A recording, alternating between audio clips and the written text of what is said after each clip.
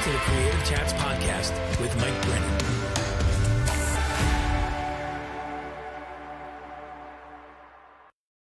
Hey, welcome friends to another episode of Creative Chats. It's the podcast for artists, makers, and content creators where we talk about creativity, the creative process, and story. I'm your host, Mike Brennan. You can connect with me on my website, which is mikebrennan.me.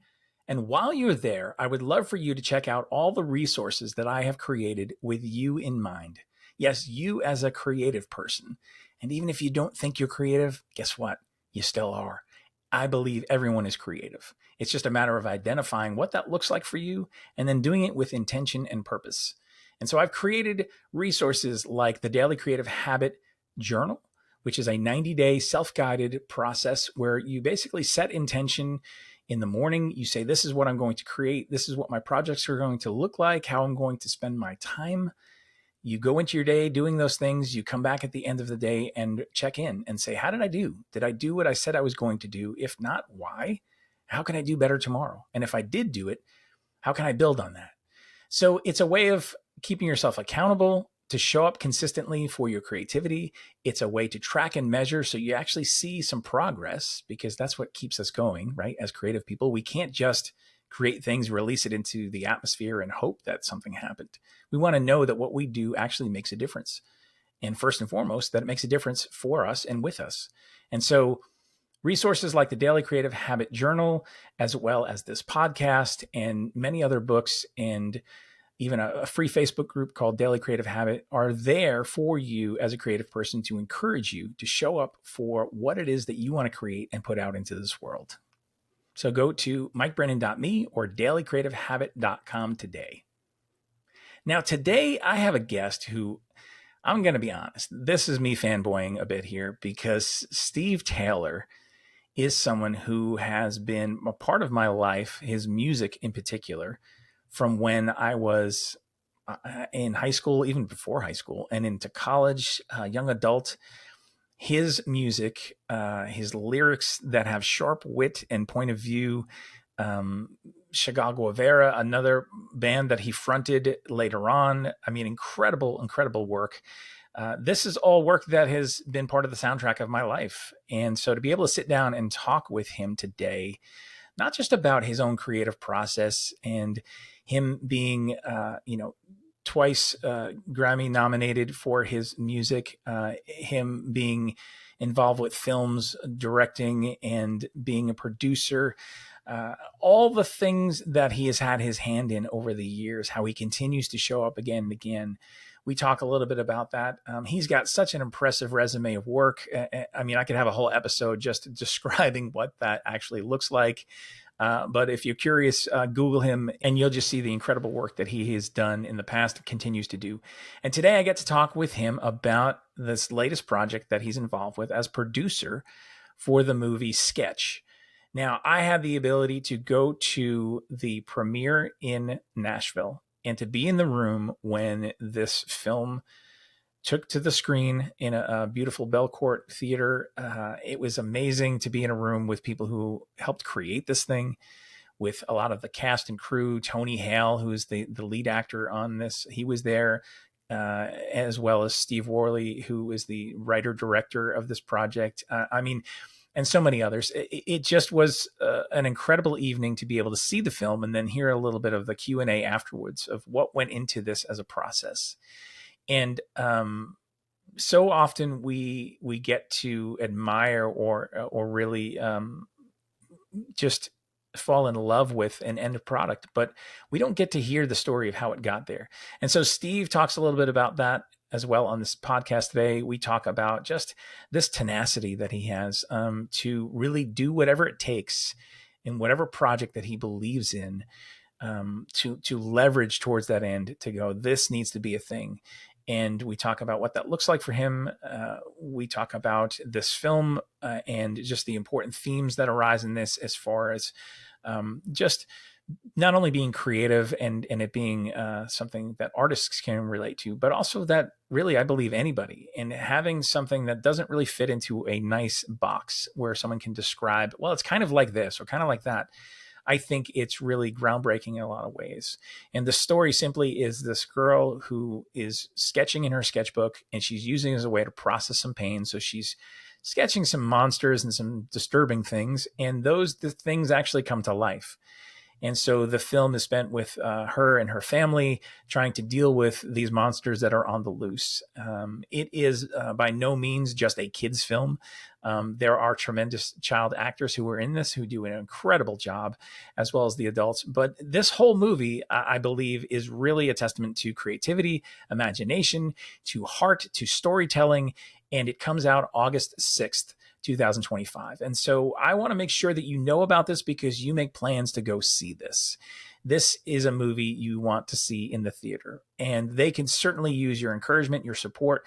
As you know, as a creative person, it is so important to have people come around you to believe in what you do, to support you, and especially if there's a drop date on something, for that to happen early. And that's really what I want to encourage you all to do, is to go see this, make plans now, go see this film, and send your message to say, I love this film. I want to support this film. I want other films like this to be made, other art like this to be made. Rally around the creative community that can have a powerful voice. So August 6th is when, again, the movie drops in select theaters. If there's not one near you, hey, why don't you suggest that they bring it near you? And the more people who show up early on, I'm sure they'll widen the release. And check out the trailer online. I'll leave a link in the show notes for that so you can see that and enjoy. And man, this creative chat that I have with Steve Taylor is like just such a gift to me. And so I hope that you'll pardon me for fanboying a little bit, but Steve has some really great things to say. Regardless of whatever your creativity looks like, whether it's filmmaking, whether it's music, whether it's producing, directing, you name it, there are lessons and themes that arise that I believe are really going to speak to you. So it is my incredible honor to get out of the way now and give you my creative chat with the one and only Steve Taylor. Well, Steve Taylor, welcome to the Creative Chats podcast. It is my honor to have you here today. Thank you, Mike. This is just a conversation I'm really looking forward to, multiple levels here, because your music, your creativity that has come out in multitude of ways. And of course, we're going to talk about Sketch, the movie, which, I mean, I saw this the other night at the Nashville screening and just was so floored by the storytelling, the production, even the room itself. Being in that room just felt electric and alive, especially because there were so many people who worked on it who were in the room. Right. What a privilege to just be a part of that night and get to experience it like that. So all these things, they're coming at you. It's going to be great. But I want to start with a question that this may give you a moment, or maybe you know exactly what this is. But I always like to start with my guests and ask them, like, is there an experience that you had when you were a kid that informed you, hey, I am a creative person? Maybe an activity, maybe a project, or some kind of experience that said, yeah, you know what, like, I'm creative and I want to do this like for the rest of my life. That is a good question. I'm not ever sure I've thought about that. I'm sure there was something. My dad was a preacher, and he was someone who was creative and always was tinkering with whatever the newest technology is. So he had a radio show when I think he had me tell the story of David and Goliath when I was like 4 or 5 years old on this little radio show in San Diego.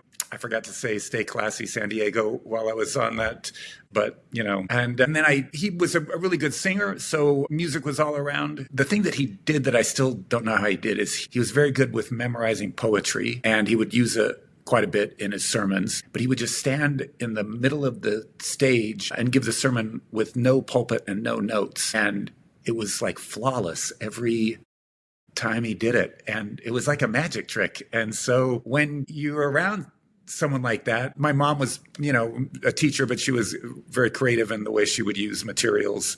So you just kind of think, well, that's how it is with everybody. It's almost expected of you, I guess.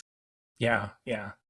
And so you dove into this, right? I mean, you went to school for theater and acting, music, right? Like, this was part of you going, I'm embracing this and this is where I'm headed, right?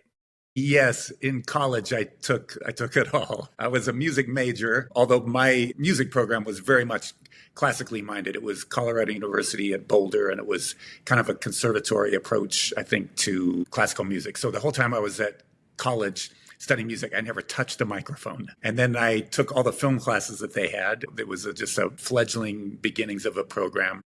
I found out the day I enrolled that it was actually avant-garde filmmaking, that you weren't allowed to tell a story. And so that wasn't what I had in mind, but I suppose that was maybe good preparation for making music videos since they don't have to make sense either. I took acting classes. Yeah, I just tried to take as many classes as possible. And at the same time, I was a youth pastor. And so I was juggling being a youth pastor with going to, probably the most radical campus there was in the United States in the 1970s in Boulder, Colorado. Yeah. I can see how like some of those things you talked about, like they find their ingredients in what you do later on, right? They inform what you do and kind of shape not only your perspective on things, but also the skill set and kind of prepares you. I don't know if you've had the experience where like sometimes when you're in the middle of something, you're looking at going like, I don't really know how this fits into the overall picture, but somehow or another, things come around for it to kind of be redeemed and to be used for something. And you go, oh, okay, that's how this came about. This is why this piece was important to me, right? I mean, have you had these Right. experiences? Yes, that's part of the fun of being involved in the arts is it doesn't feel like you ever waste any part of the buffalo. You're always going to use whatever you learn. And that's why I'm still a pretty big advocate for people going to college, and more of a 4-year college than a specifically arts college or a trade school, just because artists are able to use everything that they learn, whether it's their field or math or science, or all those things end up impacting what they do. Yeah. And along the lines of talking about ingredients, I'm curious because you've always had a very specific point of view and a strong voice to be able to create things around that. And whether it's been, your music, lyrics, filmmaking, that's something that I've appreciated about you. And I'm wondering, like, what were the seeds of that? Like, were there certain influences or things that you attribute to really helping shape and mold your sense of like taste and style? Someday I'm going to write an essay how punk rock saved my life and screwed up my life, because I think it did both. I was introduced specifically while I was in college to the Clash, and I was already a little more into that style of music, particularly stuff coming over from England. But Sex Pistols I wasn't particularly impressed with, but the Clash was like, they've actually got something to say, and they're very good with lyrics. And of course, they all formed a band, even though I don't think any of them initially really knew how to play their instruments.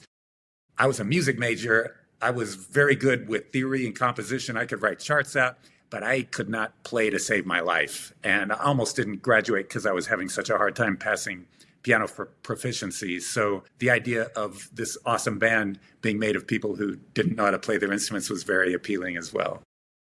Yes, it's funny that kind of harkens back to, so, I was part of a local youth group growing up, and we had, this is back when like, air bands, lip syncing thing was really popular.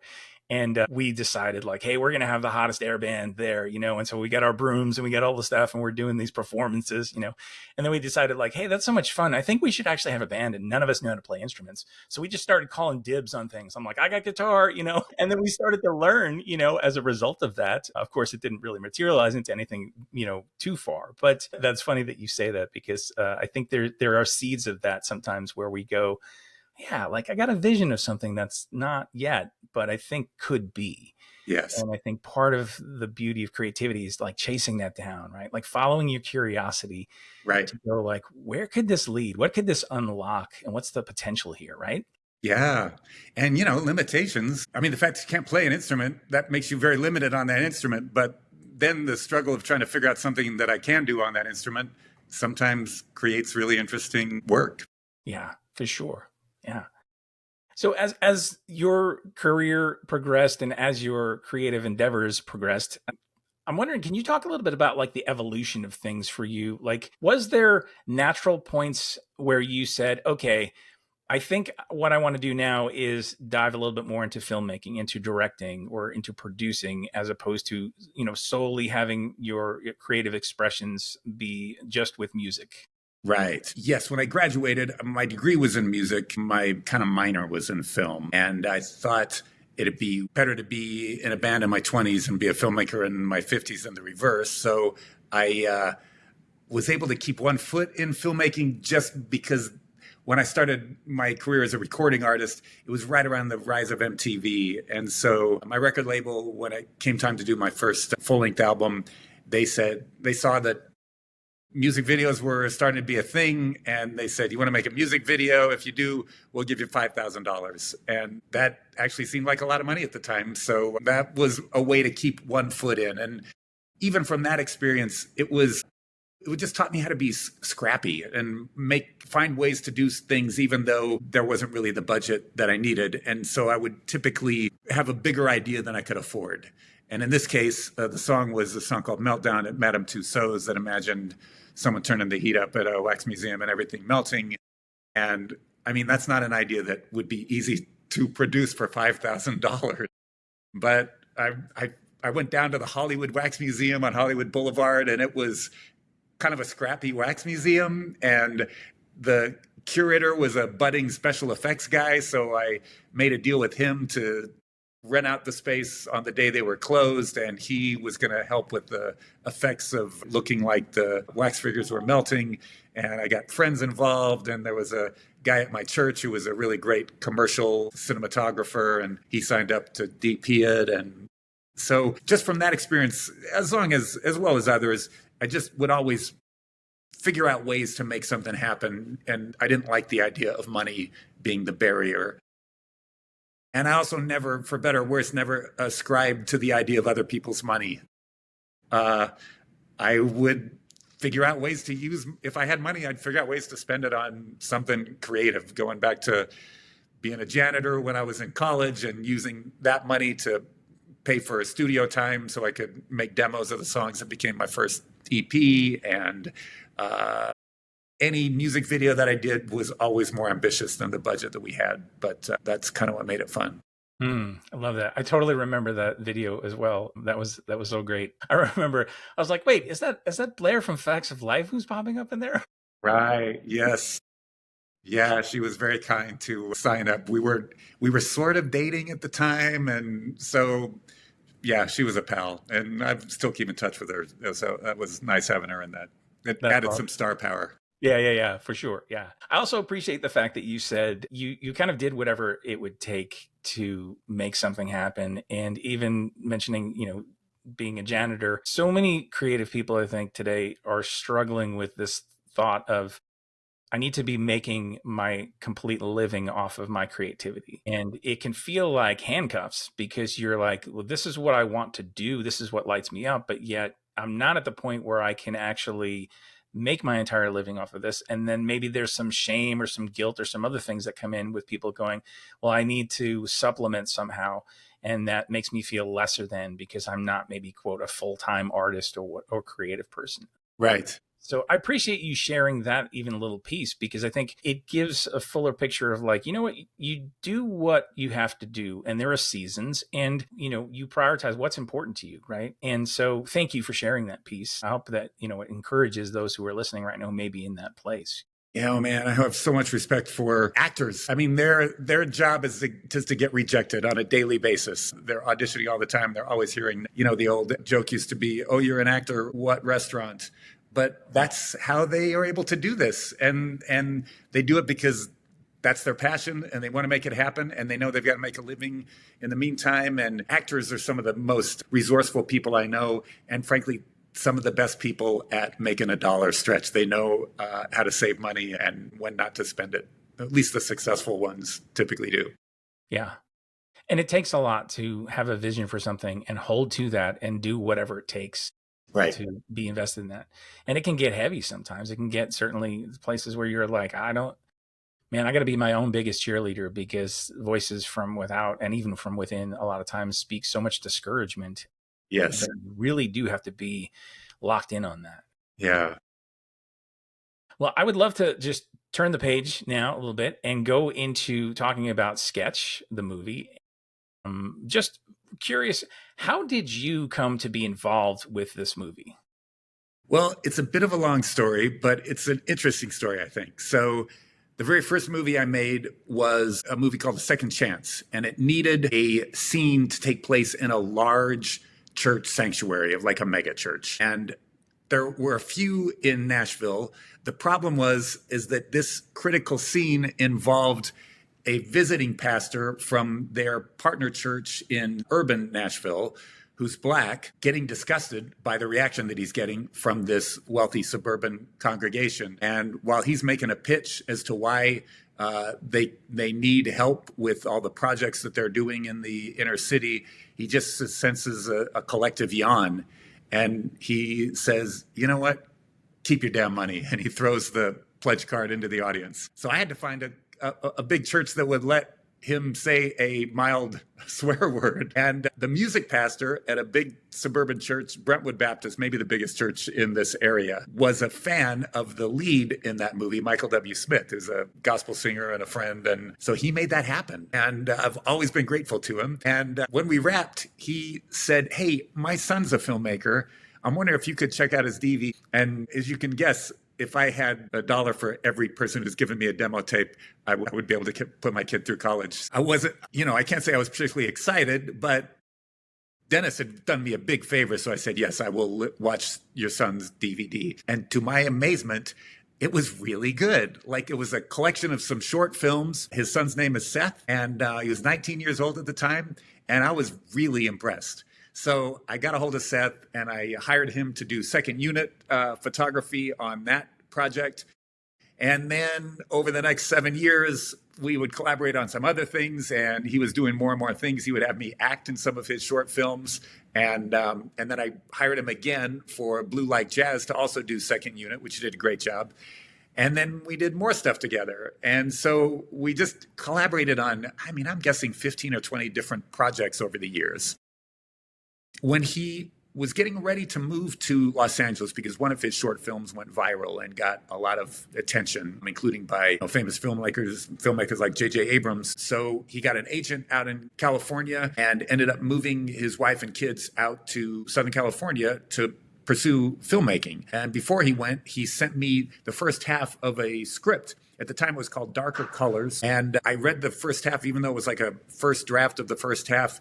And I just thought it was fantastic. And I gave him a few little notes, but mostly it was like, man, I can't wait to see what this is when it's done. And the script just kept getting better and better. And he ended up meeting Tony Hale, the actor who's the lead in Sketch, who was also Buster in Arrested Development and Gary in Veep, and is a fantastic actor. And they hit it off. And so Tony had some ideas for this main character of the dad, and so they collaborated on that. And then Tony had some other ideas of producers in Hollywood that he thought would be interested. They worked with Seth on, he kind of developed the script even further, and then they took it out to studios, and for whatever reason, no studio was interested. And I'm guessing because of this particular producer was a very well-known and high-end producer, I'm guessing the price tag was pretty up there as well. So Seth got the script back. He retooled it. He met another producer and production company. They took it out. Same thing. Nobody was interested. So Seth moved back to Nashville with his family. I think he was probably a little discouraged. And I was working on another project that we were going to shoot in Taiwan. So right before I left, I got with Seth just to catch up with him. And I said, what's going on with Sketch? Because he'd renamed the movie Sketch. And he said, it's dead. And I'm like, no way, that's too good. He said, no, nobody wants it. I said, well, give me the latest version of the script. Let me read it in Taiwan. And I did. And when I got back, I got with Seth and I said, we can make this movie, but it's not a, tens of millions of dollars movie. We can make it for a lot less. We just got to be scrappy about it. And we all know people in town who would love to work on this. We know people who want to fulfill all the roles. Tony is in, and he's going to do it for next to nothing. So what do you say? And he was like, man, if you can find the money, sure. And I'm terrible at raising money, but For some reason, with this project, in a couple of weeks, I had two different parties who were willing to put the money up. The one that ended up putting up the money ended up even upping our budget a little bit. So we had weeks between when the money was approved and when we went into production, and it was really chaotic and crazy. And my wife is the real hero of this story. She let me run up a credit card to absurd proportions that I didn't actually know were possible on an American Express card. And then at another time, the movie wrapped on time and on budget, and Seth edited it, and the edit was great. But then we got into visual effects, and the VFX part of it ended up taking way longer than I anticipated. So at another point, my wife let us take out a loan to, again, get more time so we could get the VFX done. And we finally got it finished and submitted it to the Toronto International Film Festival, which was the festival that we most wanted to be at. It's one of the top 5 festivals in the world, and it's a very artist-friendly environment. And the movie went over great in Toronto. And actually, your audience may be aware, if you go on Rotten Tomatoes and look up Sketch, it's actually at 100% fresh on Rotten Tomatoes, which doesn't happen very often. Yeah. Wow. That's incredible. And so often we get to interact with the final product of something, right? And we don't get to hear so much of what actually went into the process of this. What was the journey like to get there?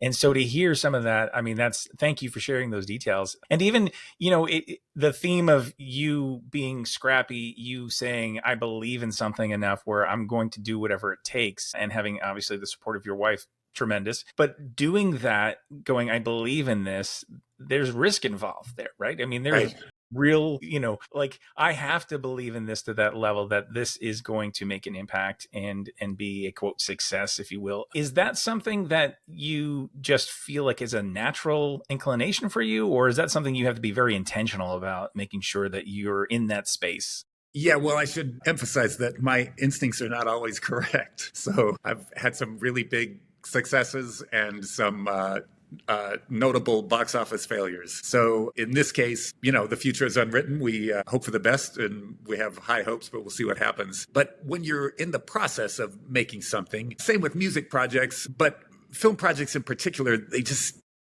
they take so much longer, and there's so much more involved, and the money is so much greater, that before saying yes to a film project, you really do have to believe that it's something that's got value and that people need to see, as opposed to just another piece of entertainment property. That's a lot of it. And then when you're in the middle, that you really do have to be convinced that this is important. Otherwise, there would be no reason to do it. It can be soul-sucking work sometimes. Yeah, the messy middle, right? Where things go like, feels like the wheels are coming off here, but we have to stay the course and believe that something beautiful is going to come out on the other side. Right. And in this case, Seth Worley is the writer-director, and before we even made this, I thought of him as the best filmmaker I know, because he had done everything to be ready for that moment. He writes, he directs, he can be his own cinematographer. He's fantastic with visual effects. He knows how to make sound. He had just done all the things starting at a young age. And so a lot of it was just great confidence that Seth could pull this off. Yeah. Yeah. I appreciated getting to hear him speak a little bit about the process too, during the screening, the Q&A afterwards. Just even as a person who was constantly drawing in my sketchbook as a kid. Really? Yeah. Oh, and that was something that I thought, there's levels to this movie, right? And there's some deeper themes, I think, that can really come out if someone's open to it. And for me, this thought of, here's this girl who's sketching in her sketchbook, and she's making these very dark sketches, and it's a way for her to process pain. Her art is her therapy. And I love that was running throughout this film, and that in particular, there wasn't this sense of like, well, you shouldn't do that, or your art shouldn't look like that. If you're going to process that, it has to be a little more sanitized. It has to be a little more, and I think it was even called out in the film where it was like, no, there's actually room for this. This is healthy. This is you dealing with this in a way that is actually going to help you process through this, as opposed to not dealing with things, which will then be much worse for you and your mental health. And so I so appreciated that. And I'm sure that that was something that was very intentional in this, in terms of including this almost like mental health piece in there, right? I mean, was there a lot of discussion around that, do you know? A lot of it was just what Seth had experienced, not just with, when he was a kid, but also in having kids of his own. And, being in a creative household, in his situation, both of his parents were really excellent musicians, but then also in his kids growing up in very creative households and being encouraged to draw and to make photos and to film things, and them not always coming up with things that he was expecting. So I was drawn a lot from his own experience. And he's just a really good and thoughtful writer as well. And he knows how to take situations like that and turn them into things that are extremely funny and extremely dramatic and extremely emotional. Yeah. And on that note, in terms of his writing and the dialogue with the kids, I mean, I was so floored by that, because there were so many times when I just was like, I was laughing so hard, because I'm like, oh my gosh, this is very true to life and very real. And sometimes you think, okay, well, if there are kids involved with the project, it might feel a little bit like, I don't know, postured and contrived as far as the dialogue. But this stuff was just so spot on, and not just like in one place, but I think throughout the whole film, all the actors did amazing jobs. There wasn't ever a sense of like, oh, okay, well, this is like skewed for a younger audience. There's not really as much here for me. I didn't feel that at all through this film. I just thought it was really well done and could speak to a variety of people, no matter if they had a creative background or not, whatever their age was. I think that's when you find something that is really powerful storytelling. There's this universality to it, and I think this film has this for sure. Yeah. Thanks, Mike. Yes. Part of the challenge with this movie is it doesn't have a good comp, right? When we tell people it's some sort of a cross between Inside Out and Jurassic Park, like those things don't really go together, but in this case, it kind of makes sense. And so because it doesn't have a ready comp, it's very hard. I think it's always been hard for studios to get their heads around, what is this like? Well, it's not really like anything. In fact, early on, Seth put together a document telling all the things that this movie was not like. This is not Goosebumps, right? This is not Disney Channel. This is not all these things, but it's kind of its own thing. So I'm glad you thought that. Yes, absolutely. And I mean, of course, there's the creative community that I have that listens to the show and other places in my life, which I will continue to beat the drum on and say, look, you have to go see this film. But even beyond that, I think there does feel like something of like new ground that's broken. And to your point of going like, yeah, there aren't comparisons. People want to put things into a box so they know what to do. They know what to expect. But I think part of the fun of this is that you are pleasantly surprised by a multitude of things in this film. I mean, even like the CGI stuff. Right. That is a place where sometimes things go like, Yeah. good try, but I didn't feel that at all with this film. I felt like, wow, this was really well done. And just the creatures that come to life from her sketchbook, the way that they're interpreted into a 3D space, like there's just so much fun in there and imagination, creativity. And so I appreciated that a great level too. And I know you said it took a lot longer to do a lot of those effects. When you're in that mode of because you're creating some things that don't exist. And I'm sure there's a lot of tests that have to be made. And then the evolution and revisions of that could probably get to be something that's very lengthy and very expensive. How do you navigate that space of going like, okay, we need to stay true to our artistic integrity, but we also need to stay on budget and make sure that we're doing things in a timely manner? You have to make sacrifices. Like, how do you navigate that? Wow, I feel like you must have been spying on us, because you nailed the exact roughest part of the movie. Was one of the reasons I was so confident we could get the movie made for a lot less money was Seth is so good at visual effects. He has a show on YouTube called VFX and Chill that he does. He is, kind of renowned for his ability to create really convincing visual effects. And he had even done a proof of concept on this movie 5 or 6 years prior, when it was still called Darker Colors, where he did a Kickstarter campaign and raised money and shot like a 15-minute proof of concept. And the visual effects in that were very impressive as well. But when we got into the VFX side, and I was thinking we're going to have this done in a matter of a few months, it did not go the way I was planning. Part of it was, I think Seth had something in mind in his head, and I'm glad he stuck with that. But early on, it was like he just wasn't happy with a lot of the things that he was coming up with. And he wasn't necessarily happy with other ideas. And so it was a pretty frustrating season for about 6 or 8 months. But one of the things that happened is one of our executive producers, Sean Devereaux, had worked with our financier and done a lot of visual effects. And he saw an early cut of the movie and he was like, I want to help you guys get this finished. And so he pulled in a lot of favors and convinced some higher end VFX houses to also help us. And so they were able to help us bring the movie in and get it all finished and get it to a place where everybody was happy. A shout out to Sean as well. Nice. Yeah. And I guess it's true what they say, it takes a village, right? It It's such a does indeed, especially on this one. Collaborative effort that I'm sure that has its challenges too, because there are many voices and many notes, I'm sure, that go like everyone wants to have a say into something.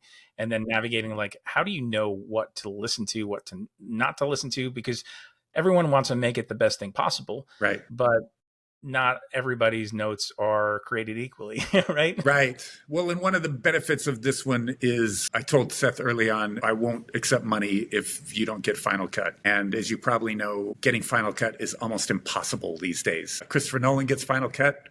Martin Scorsese maybe does. There are just not many people that get it, even on lower budgeted movies. But that was part of the deal is Seth gets to be the one who says it's this and it's not this. And we stuck with that. And the movie is better because of it. Love that. That's incredible. Well, the movie comes out August 6th, and I am certainly encouraging, like I said, everyone that I know to go see this and to go make sure they make plans like immediately, because I know that as soon as things drop, that is really the point at which people are paying attention and say, okay, are we going to expand distribution? What's going to happen with this, right? Like all the metrics and things roll out from there. And so it's important to come on board early. And I'm looking forward to bringing a group of my friends and then comparing notes afterwards and just, nice. Yeah, it's going to be a good time. Just curious, as we kind of round the corner of things here to the end, is there anything else that you're doing that you are really looking forward to that you'd love to share with the audience today?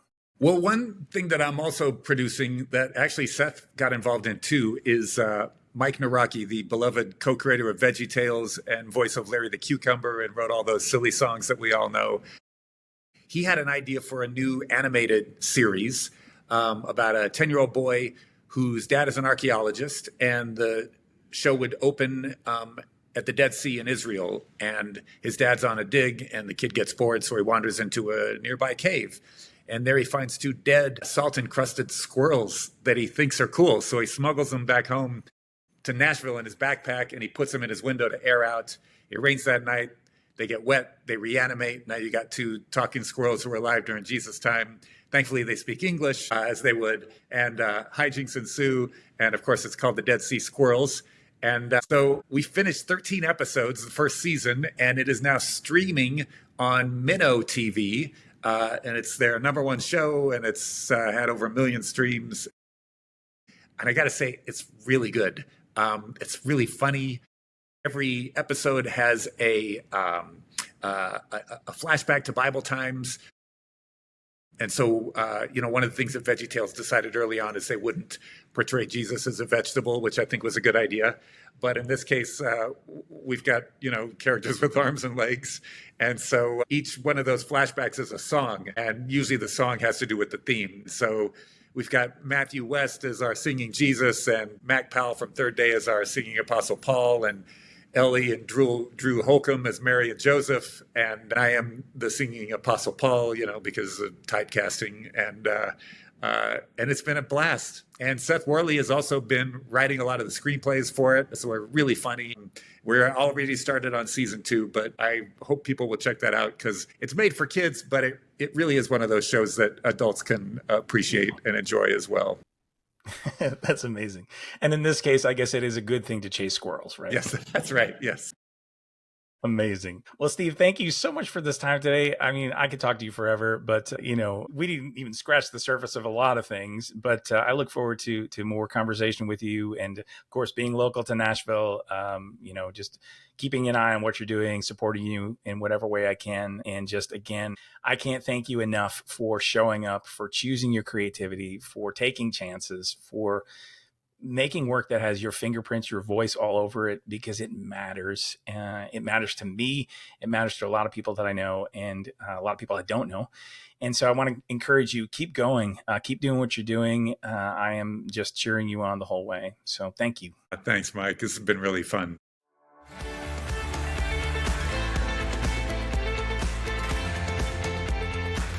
Thanks for listening today. I'd appreciate it if you would subscribe, leave a rating and a review. It really helps this podcast be seen and heard by others.